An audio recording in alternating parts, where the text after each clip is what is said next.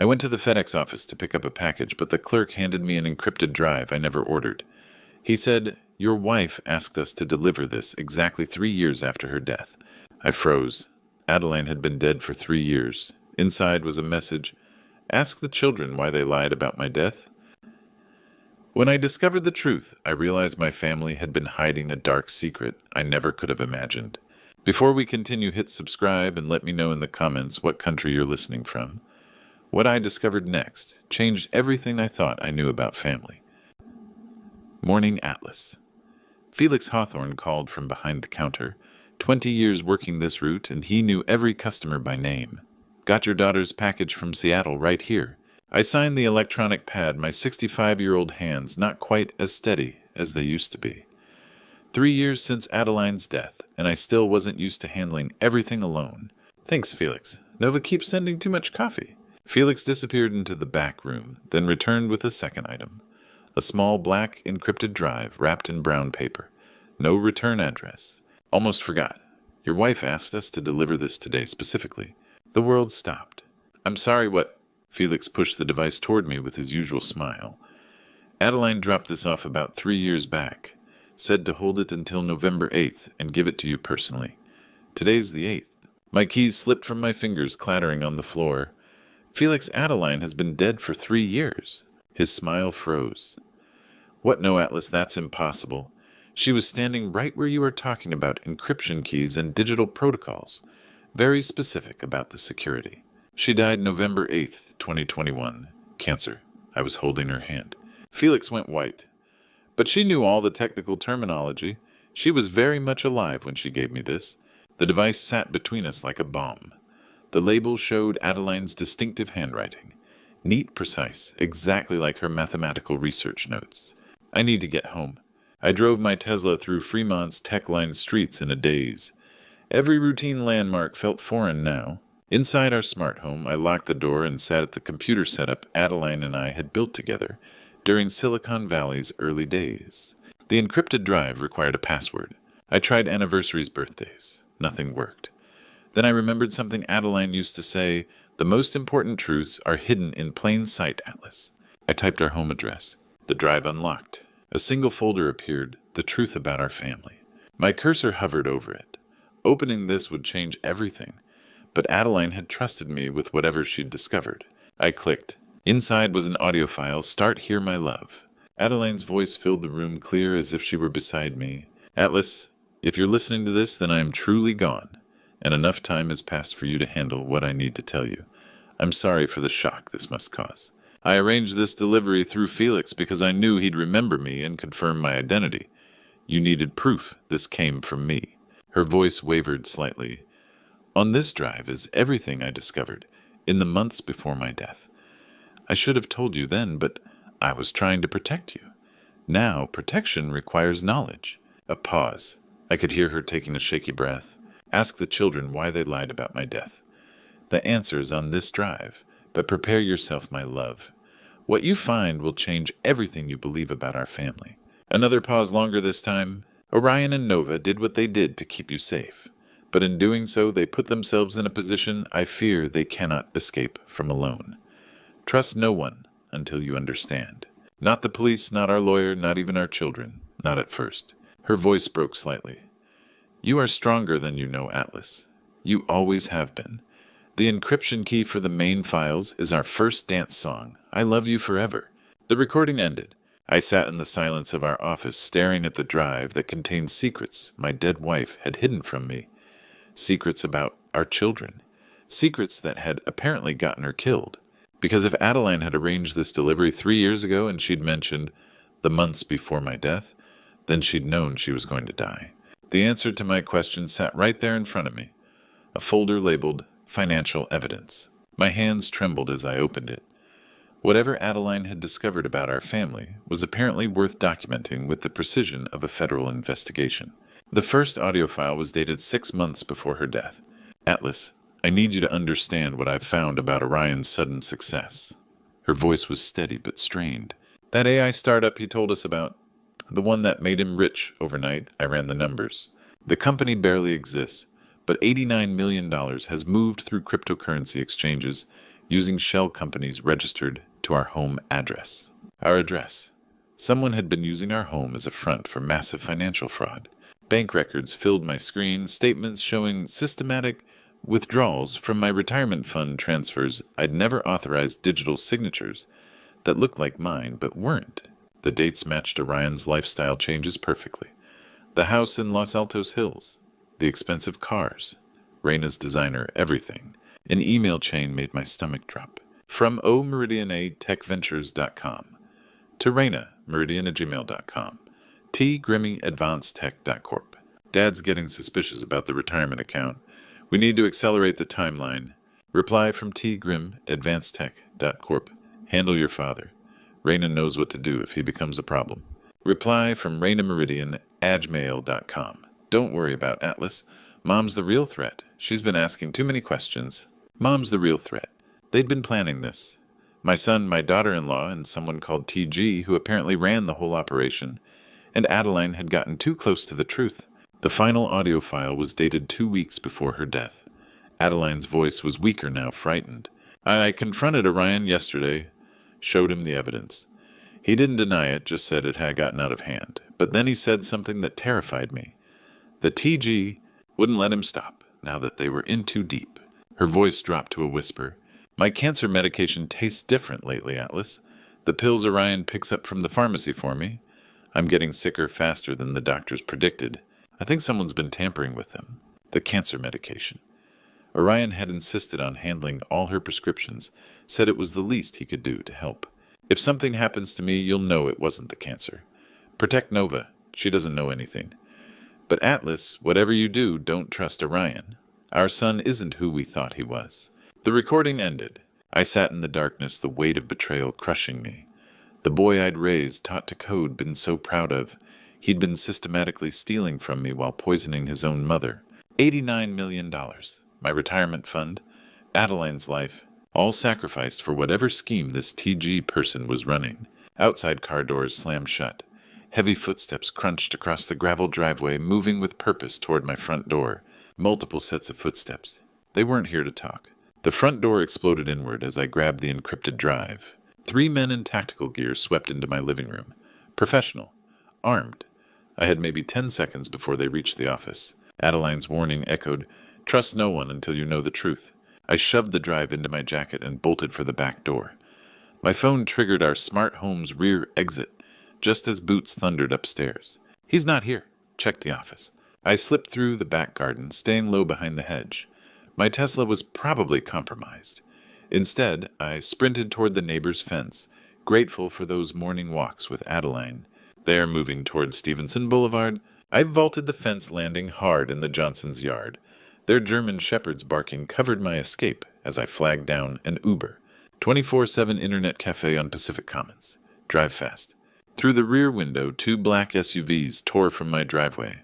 They'd searched systematically, but wouldn't expect me to go deeper into the tech district. The cafe was perfect. Anonymous, crowded. I paid for a back corner station and immediately started uploading Adeline's files. Google Drive, Dropbox, iCloud, my old university server. If they wanted this evidence, they'd have to find it everywhere.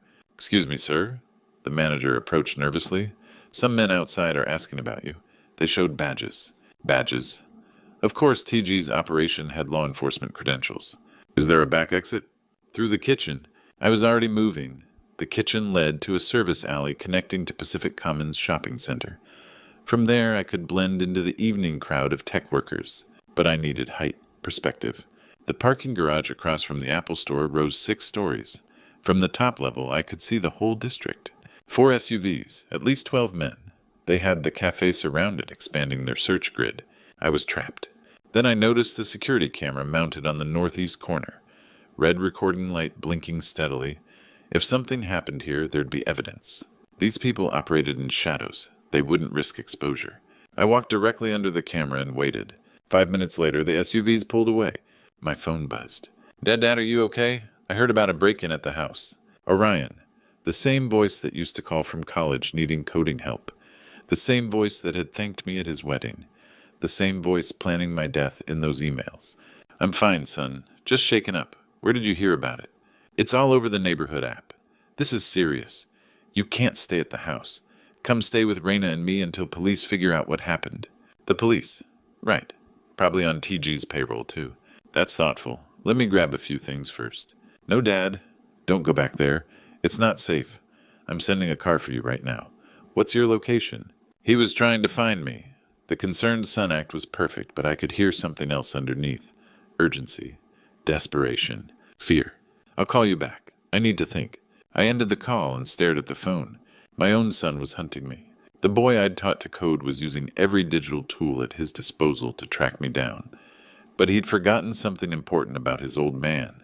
I'd been writing algorithms since before he was born. Time to remind him who taught him everything he knew. My son's voice sounded concerned, but I had learned not to trust anyone. 20 minutes later, I sat across from Orion at Blue Bottle Coffee in Palo Alto. The cafe buzzed with venture capitalists and startup founders providing perfect cover.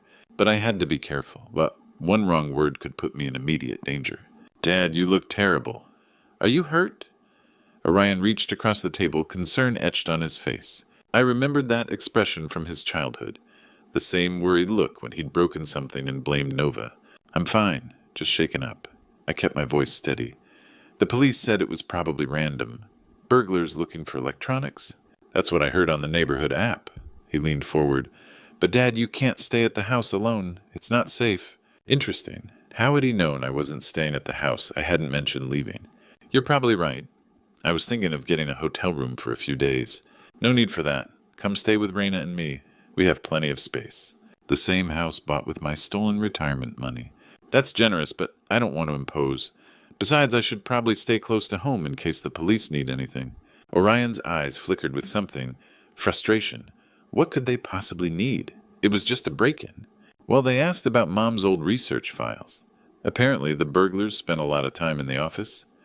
I watched his reaction carefully. Strangest thing, they seemed to know exactly where to look. His coffee cup rattled slightly against the saucer. Mom's research.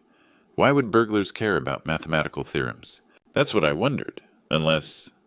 I paused as if a thought just occurred to me. Unless someone told them those files contained something valuable. Dad, you're being paranoid. Am I, because the police mentioned something interesting? They said this kind of targeted search usually means inside information. I kept my tone conversational, concerned father seeking advice from successful son. Orion shifted in his chair. Inside information from who? Someone who knew the house layout, knew where Mom kept her important documents. I sipped my coffee casually. Someone who had access. Dad, you're scaring yourself. Why don't we go back to my place? Raina's making dinner. He was trying to get me isolated, away from public spaces. Actually, I should probably check on Nova first. Make sure she knows what happened. I pulled out my phone. I'll call her now. No. Orion's hand shot across the table, stopping me. I mean, she's probably at work. Time difference and all. Maybe wait until tonight. Why wouldn't he want me calling Nova? That's when I noticed his other hand. He'd been texting someone under the table.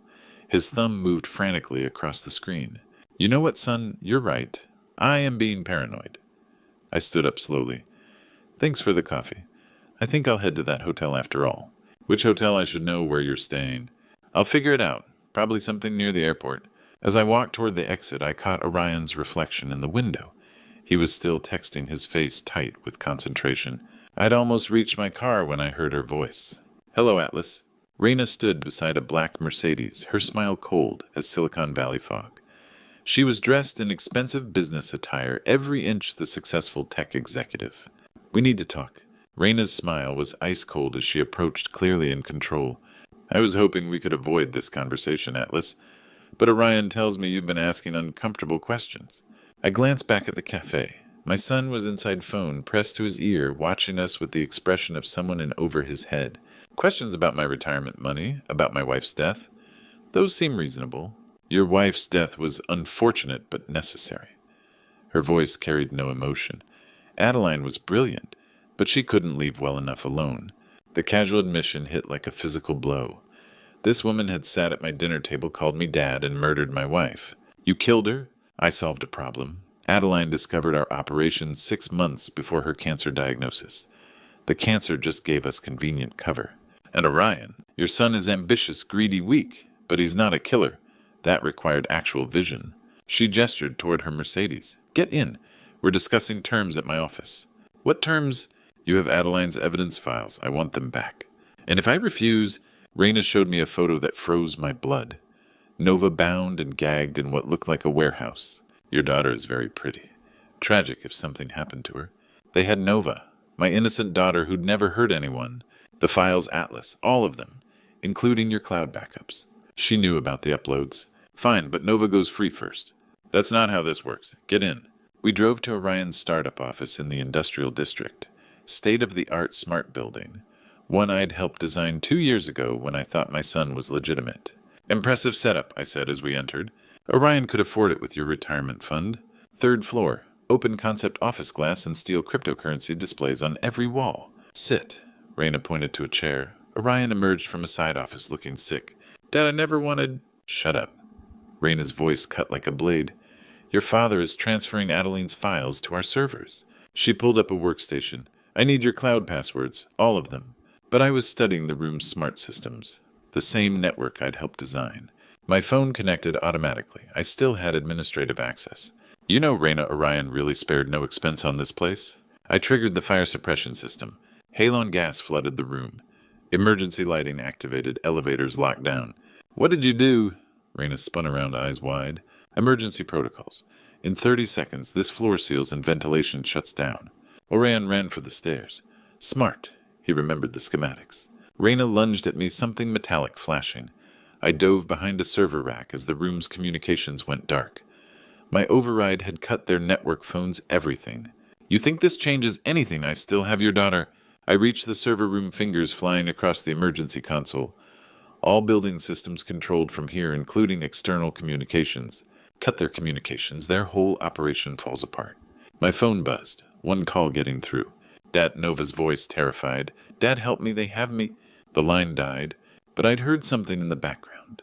Something that told me exactly where they were keeping her.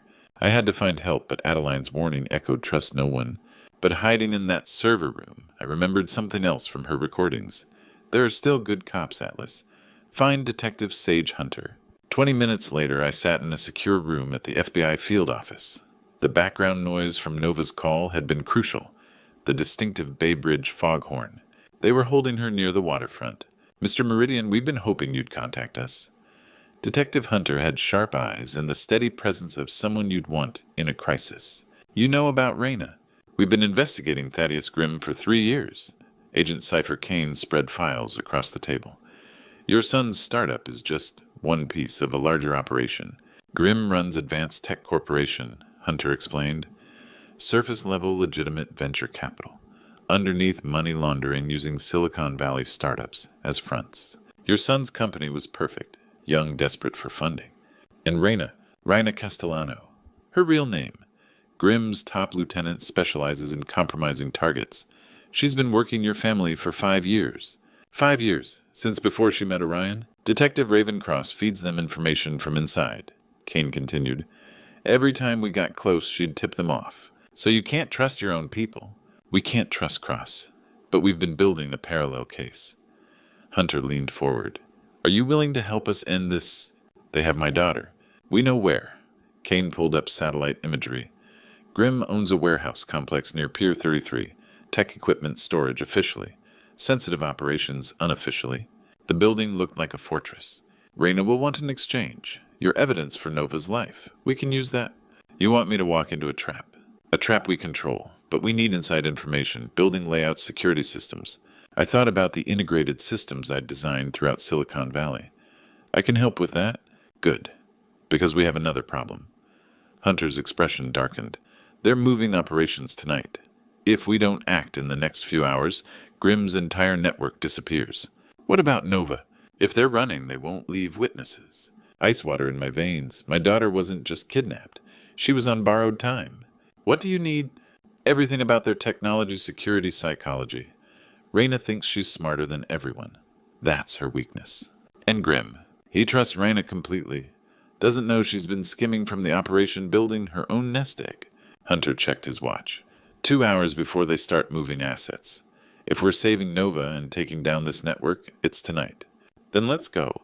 Orion's house looked peaceful from the outside, but I knew it was a fortress. The Los Altos Hills mansion sat behind electronic gates, every inch the Silicon Valley success story. State-of-the-art security AI systems, motion sensors that could detect movement at 50 yards. But I'd helped design some of those systems. Remember, we go in quiet, Agent Kane whispered through my earpiece. FBI tactical is positioned, but we need Nova safe first. I studied the building from across the street.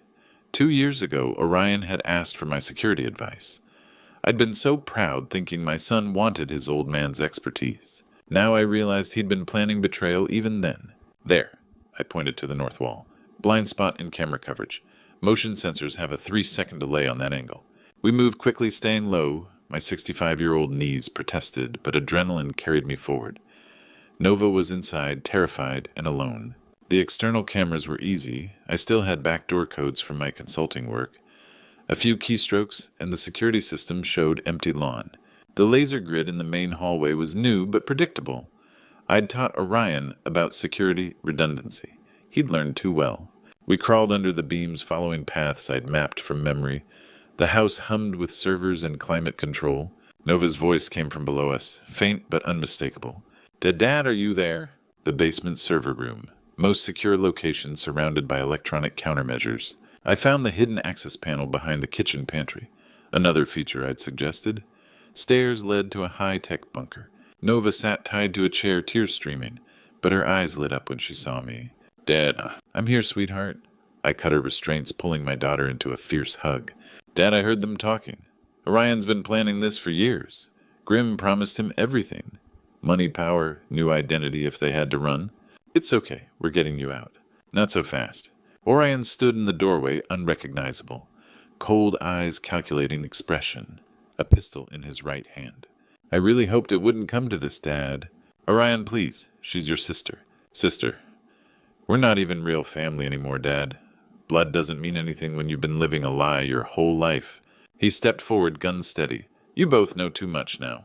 I raised you better than this. You raised me to be weak. To follow rules, care about feelings. Grimm taught me what really matters. Power control, taking what you want. His voice turned bitter. You know what's funny? Grimm's been more of a father to me than you ever were. He saw my potential when you just saw disappointment. The words hit like physical blows, but they gave me an idea. You're right, son. Grimm taught you well. My phone was still connected to the house systems. While Orion gloated, I triggered automated lockdown. Steel shutters slammed over windows. The door sealed electromagnetically. Emergency lighting bathed everything red. What did you do? Orion spun panic, replacing confidence. Activated your own security against you.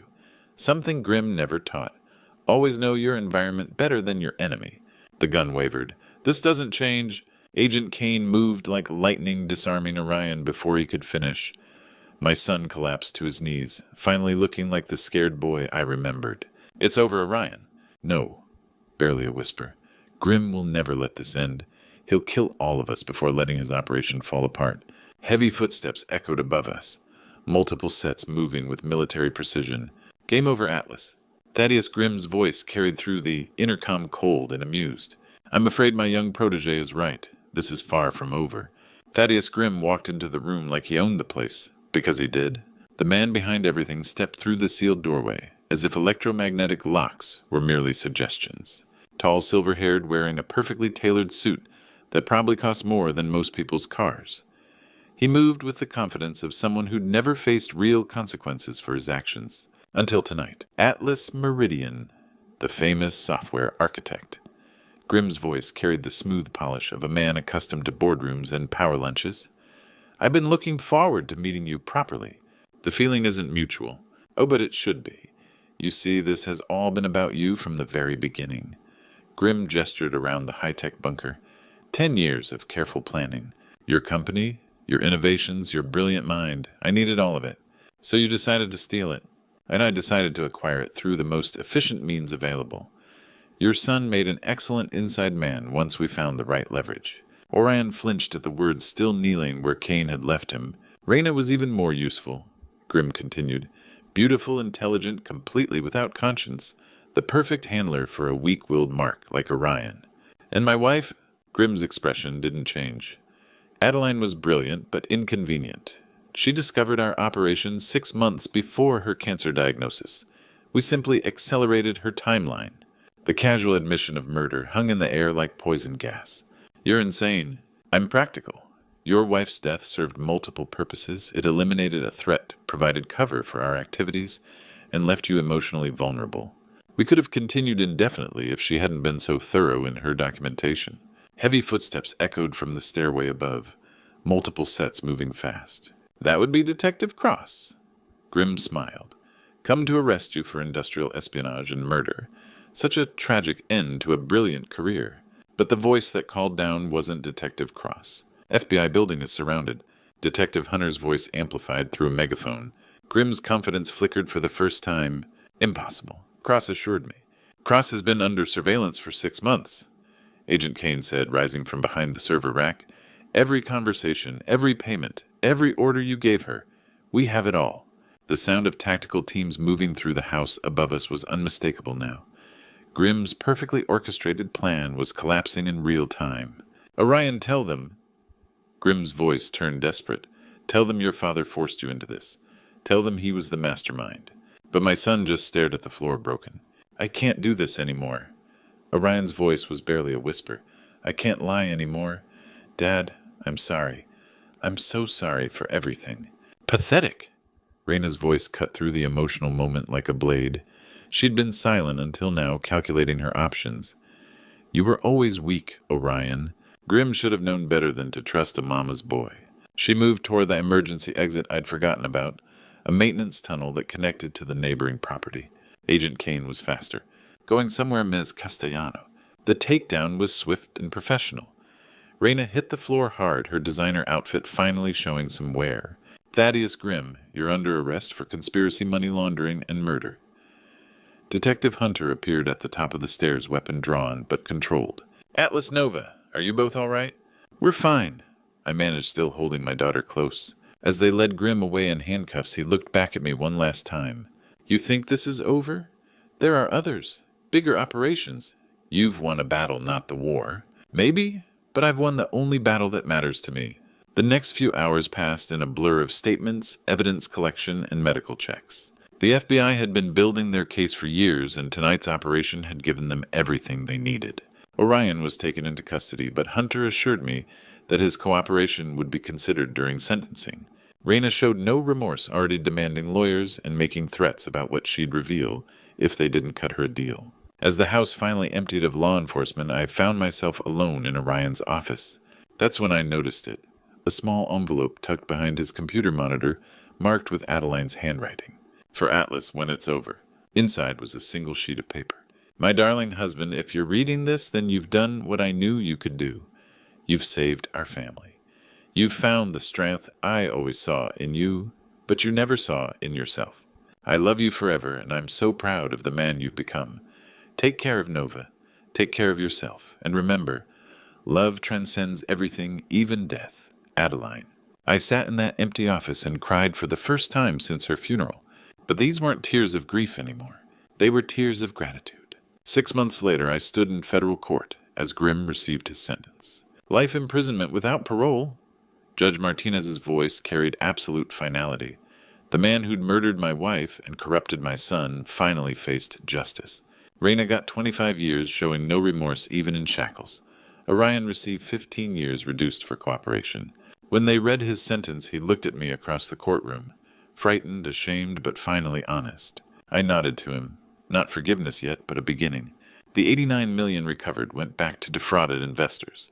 I donated my portion to a foundation educating seniors about financial fraud and cybersecurity. If Adeline's death was going to mean something, it had to protect other families. Nova moved back to California, taking a cybersecurity job in San Francisco. We had dinner every Sunday now, sharing stories about her mother, rebuilding trust that Orion's betrayal had damaged. Do you think Mom knew what was going to happen? Nova asked one evening. I thought about Adeline's final message, her careful arrangements to protect us even after death. Your mother understood that love isn't just emotion. It's choosing someone else's well-being above your own every single day.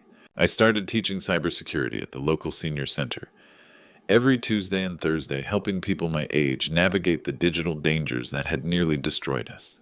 It was Adeline's work, using knowledge to protect the vulnerable. Sundays after dinner, I'd visit Adeline's grave in the hills above Fremont. The simple headstone read, Beloved Wife, Mother, and Truth Seeker. "Thank you for trusting me with the truth," I'd tell her. "Thank you for believing I was stronger than I knew." From the cemetery, you could see the tech companies below, places where dreams were born and sometimes corrupted. But you could also see neighborhoods where families lived, children played, people like us built lives worth protecting. I'd learned that family isn't about blood. It's about people who stand by you when everything falls apart, who trust you with secrets, who believe in your strength when you don't. Detective Hunter and Agent Kane became friends. Monthly coffee meetings sharing stories about justice served. They'd shown me there were still good people fighting for what's right. Technology should serve humanity, not destroy it. That lesson I passed to students, to Nova, to anyone who'd listen. Our tools should strengthen families and protect communities, not tear them apart for profit. Sitting in my apartment that evening, looking at Adeline's photo, I realized something profound. She wasn't really gone. Her love, wisdom, and fierce protection lived on in every choice I made, every person I helped, every moment I chose truth over convenience. The encrypted drive sat in my desk drawer. Now its secrets revealed purpose, fulfilled. But Adeline's real inheritance wasn't digital evidence. It was knowledge that love transcends everything, even death itself. And sometimes the greatest gift you can give someone is the chance to discover their own strength. The cemetery overlooked Silicon Valley's gleaming towers, but from up there you could see what really mattered. The homes where families gathered, the schools where children learned, the communities where people chose to care for each other despite the risks. Adeline had taught me that truth isn't just about facts and evidence. It's about the courage to act on what you know is right, even when it costs everything. Looking back on this true story, I realize how blind I was to the signs right in front of me. Don't be like me. Don't ignore your instincts when something feels wrong about the people closest to you. I trusted too easily, loved too blindly. When Orion started flashing money and expensive cars, I should have asked harder questions. When Raina seemed too perfect, too eager to please, I should have been suspicious. But like many grandpa stories teach us, sometimes we learn wisdom only through pain.